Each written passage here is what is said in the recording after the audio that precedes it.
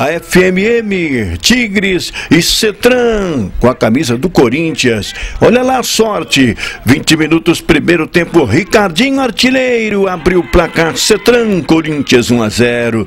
Aos 29, Ronaldo bate para Cetran, placar de 2-0. E no segundo tempo, aos 5 minutos, Nenê bate, diminui, Cetran 2-1. Aos 15, escanteio.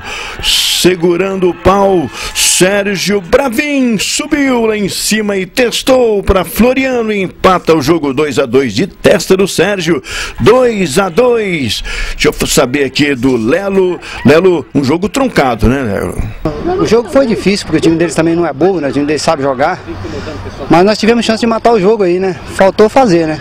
Pois é, o Sérgio Bravin teve na cara do gol, mas fez um de cabeça para empatar o jogo. Ele teve na cara, aproveitou o que deu pra ele, né? Mas era pra ter feito mais, né? Chance teve. Só que um jogo desse aí, como nós precisávamos ganhar, não podia perder, tinha que matar.